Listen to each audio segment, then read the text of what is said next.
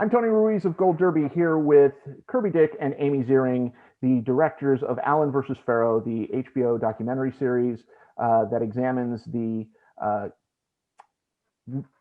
molestation case that occurred in the early 90s.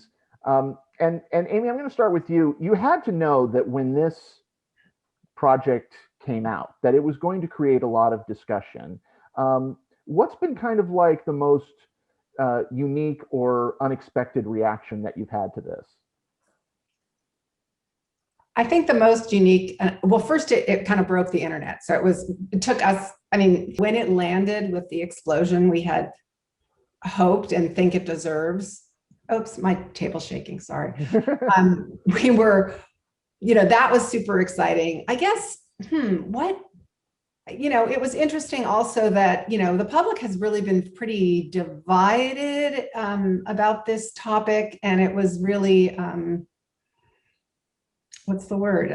gratifying that finally Mia and Dylan were kind of getting the public support that had been absent for so long. That was, and that the series succeeded in doing that and changing hearts and minds was incredible. And not, we didn't anticipate that necessarily would happen. Obviously we were hoping for that, and then again, the best emails and texts and tweets that I got were the ones that said, my best friend who, was Team Woody all the way and didn't want to watch it. I said, you have to watch this. And they watched it and they flipped, they changed their opinion. And, in this world where everyone's doubles down on their opinions and you can't convince anybody of anything, that's been pretty amazing and surprising that actually, people still are receptive to, to hearing arguments and reviewing evidence and, and coming down on the side of truth as opposed to the side of spin and bias and, unfounded opinion. Yeah, we actually saw that change very interestingly within the film world as well, within film critics who, this story had never been really, even though there'd been so much coverage of it, all the information, there was so much information that wasn't out. And when people saw this, especially there was a number of critics who saw it who were, even before the series came out, they were writing like, no, there's no way that I've always sort of been aligned with Woody Allen in some sense in this way. Once they saw the series, they shifted. And the other thing I think is really interesting is that there has been not only about the issue of Woody Allen and the molestation, but the series also looks at issues around incest and all the broader legal, social issues around that. And it has really generated a discussion around that for weeks and weeks and weeks after the series came out. So I think that's somewhat of a beginning of, there's never been a kind of a Me Too movement for incest survivors. And hopefully this will start to push our country in that direction. I'm so glad you mentioned that point, Kirby, because the other surprising thing, since you asked Tony, was the number of people from the media we spoke with who said that the series really rattled them, like they had to come to their own personal reckoning for the way they had covered this issue, for the way they had thought about this issue, for the way they hadn't really rigorously looked at the facts to the extent that they now feel they should have. So that was also very interesting and surprising. One of the things that I think I remember feeling very anxious about watching this because I felt like it was going to be just like, I think I had some preconceived notion about what it probably was going to be. And then when I watched it, what was so astonishing to me was that it tells a story that goes beyond just this one story. It's also about, and Kirby, you touched on it, about how really the publicity machine really helped kind of defend Allen for quite a long time, and how that seems to now be kind of changing. Was it really important that this case, that the examination here go beyond just the individual facts of the case? No, absolutely, it was. I mean, keep in mind that this case is probably the most high-profile incest case, perhaps in American history, right? And the way that it was covered has influenced the way the legal system, the press, the public has looked at incest for decades. And since Woody Allen had the biggest megaphone, he put out the story of this innocence, and a lot of people bought it. And so we really wanted to examine the impact of that. And really, that's why it was so important to look at this again, to open up this case again, because there are so many things that the public didn't know, not only about the case, but about incest in general. And also the courts are actually, especially family courts, were influenced by this case as well. So we hope that this series starts to change things and opens people up to understand these issues much, much better. Yeah, it's like a fable or an allegory, right? You're sucked in because you've heard this story, you have wondered about it for years. You're interested, but it's exemplary. It's not just about, like you said, Tony, and Kirby exactly said as well, it's not just about this family. It's about much, much bigger things. It's about how we as the public absorb information. It's about the media's complicity at times in covering up crimes for various reasons. It's about celebrity impunity. It's about, as Kirby said, which we were astonished to learn, the legacy of this case in the family courts. The playbook was written, the playbook Woody Allen used to exonerate himself, which was to say, not me, her, right? Immediately switch from the best defense is a good offense. So, I didn't do it, she did, she's the problem. It worked. It worked seamlessly. It worked to the extent that, as you see in our film, decades later, he's lauded, she's, exiled and vilified. But what we didn't know in making that was that became the playbook for defendants time and time again in family courts. And it ended up sending children back to their abusers. Fathers would win the second they used that same defense. She's crazy, she did it, she's vindictive, she's jealous, which we as a public were so eager to believe and carry the water for and amplify, without criticism or pause because of our own internalized misogyny. That became the narrative used in courts over and over again, and actually was highly successful in sending children back to their abusers. Yeah, so with that, and I think there's so much about Mia Farrow that I didn't know going into this about the impact that this case had on her career and really how it painted her out to be kind of the villain. So I can imagine that she must have been very defensive about wanting to talk about this again. So how did you guys build that trust with not just Mia, but with Dylan as well? We have an amazing investigative producer and actually co-series creator, Amy Hurdy. And she was front lines with, sort of building that trust and making contact with the Farrows. But I do want to underline and reiterate, it was not a collaborative process. It was very hands off. I mean, yeah, I didn't have Mia's number in my cell phone until after the series came out, so yes, Amy did a really amazing job of saying, look, just give us a chance and just sit and do these interviews, and and look at our body of work. We're interested in the truth. We're not interested in, spinning salacious tales. And so, they took that leap of faith, which, I'm amazed that they did, given all they'd gone through. I mean, they had very, very good reasons to be distrustful, and they agreed to do a couple interviews, but that really was the extent of it. One of the most interesting things to me is that even after seeing this, there are still people who defend Woody. We see it, you show it in the film, and we still even see it in some of these pieces with Woody and Soon-Yi together. What do you think it is about this issue that just makes him seem to be so defiant about this? Well, he's defiant because, he doesn't, he wants to continue to claim his innocence. That is, for people accused of incest, that is their go-to response. That's very, very, very common.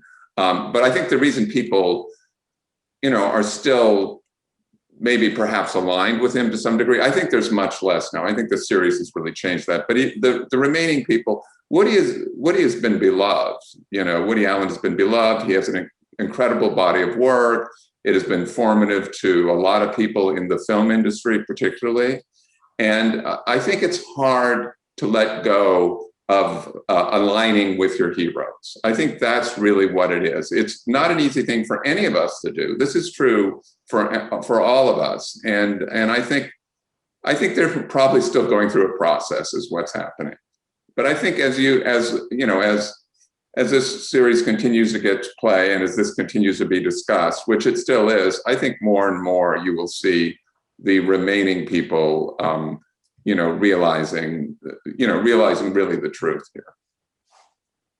Was there ever any concern on either one of your parts about backlash from within the industry about their response to this?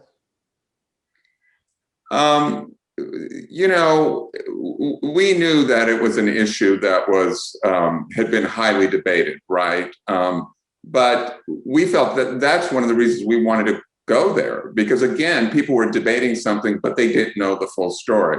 Of course, when you investigate something like that, when you tell a story about that, when you give the full perspective on that, you can expect some sort of backlash. So we were prepared for that, but we made the decision that it was most important for us to get out the truth, and we would just stand by the truth. There hasn't been really that much backlash at all. I'm pleased to report, but we're always prepared for that. I mean, our body of work, we continually look at powerful people, powerful institutions, and we've experienced backlash in the past. And we've stood behind our films and really seen those films affect change, again and again. So we think it's important, even if there's going to be backlash, to go in and report and make a film or series about that subject matter. Has in talking to Dylan especially, I think Dylan comes across in this series as so strong, as somebody who's been through so much, but has found her way through it. And she says very poignantly, I think it's in the last episode, that every tweet of support that she gets is like a gift. When you're dealing with a situation that is that emotional, that is that personal, is it easier or is it harder, or are you even able to emotionally distance yourself from it? I find it very, very hard. I do. I mean, I think our works resonate so powerfully because we really invest a lot emotionally in them. Every work is the artist, and the collaborative effort's signature, so it's kind of our heart and our passion on screen. So of course, you're very defensive and protective of your children when they go out in the world, and you want them all to be safe and everybody, to be okay. So yeah, I mean, it's very hard. I mean, but it's not a reason, it's not about us. I mean, if it's hard for us, imagine how hard it is for everybody with the courage to actually speak out in these films and take that heat and be on the front lines. I mean, but you don't come out the same making films like this. These stories live inside you. Mm-hmm. I think one of the most powerful moments for me in the film was when FrankMako, I think his name is, and Dylan meet. What was that? How did that sequence come about? Because it really is this kind of emotional. It's very cathartic to watch. I can only imagine what it was like to even put it together. Well, I'll set it up and then Kirby can talk a little bit more about how, but it was interesting because both of them had talked to us, and in our long interviews with them, they both expressed an interest in meeting. So when we debriefed with each of them, we said, by the way, we interviewed FrankMako and he's an interest, and, he just said, I really have always, when we interviewed Dylan, when we interviewed Mako, we said, by the way, Dylan said that, you said a long time ago, we found this clip that if she ever was interested in talking, you'd be interested. And, she said, actually, she's always wanted to meet you. So we sort of planted the seed that, that we'd spoken to each of them. And so then they reached out and connected and asked if we wanted to cover it. Yeah, so it was, and what's interesting is, of course, for Dylan, this whole event, and actually series of events, because this isn't the only time that she spoke about being abused or groomed by Woody Allen. But of course, this event had really traumatized her and really affected her for many, many years. But the same is true, although not to the same extent, with the prosecutor, because it was a case, I think, that probably lived with him longer than any other case in many, many ways. So, for both of them, I think it was really a very powerful moment. Like you said, the audience is witnessing that. The audience is seeing that, them both processing this event, this time that had affected them so immensely. Completely changed both of their lives. Yeah.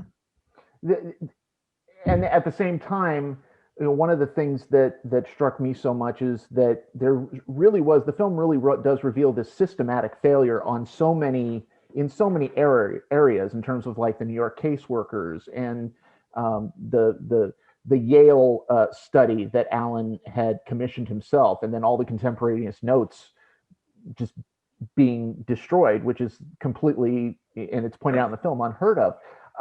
Do you think that because of this film, do you think we'll start to see changes at those institutional levels to prevent further stories like this from happening? Yeah, I just want to make one slight correction. Oh, sure. Woody Allen didn't commission the Yale study. Oh, okay.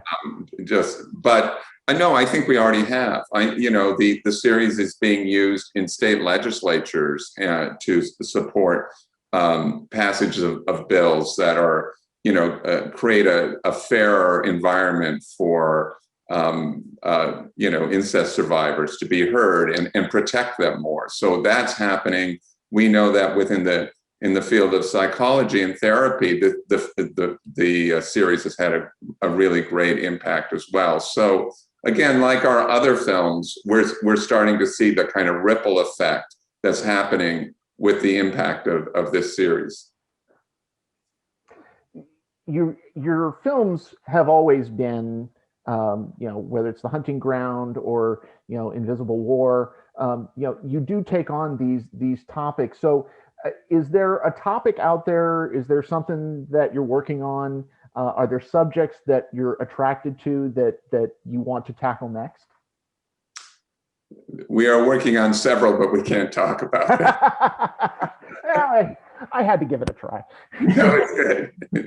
Well, one thing that's a little unique about us is that we tend to do our own original investigative work. A lot of series and things take stories that have already happened and relay them, and they do a brilliant job of it. But what's complicated for us is we're always sort of in the fray. We don't know where we're going or where it's going to end up. And that was the same with this. It was the incredible work that Kirby and Amy Hurdy and Callie Bagby and Rich, our whole investigative team did in digging up the truth about what went on during the whole Woody Allen, the whole litigation process with Woody Allen that the public didn't know. And, we were able to our team was able to unearth these documents and put it together and reveal it. So there was a lot of original investigative reporting. And so we're in the middle of a few projects like that right now. So we're not sure what's going to happen, but yeah.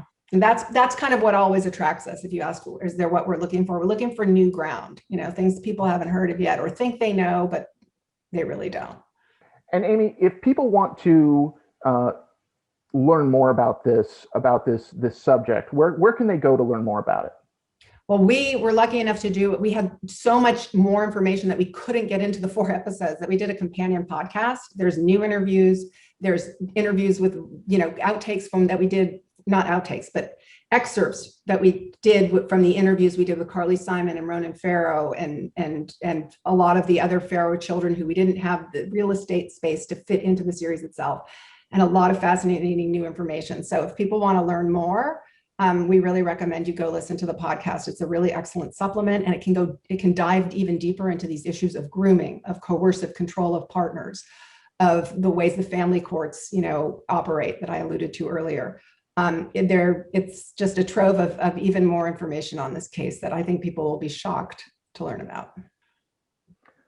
Well, I really hope anybody who has not seen this film goes and checks it out. It's so important and really very, very touching. Everybody go to goldderby.com, make your predictions for the Emmys, and stay tuned with interviews with more Emmy contenders throughout the season. Amy Ziering, Kirby Dick, thank you so much. Thank you.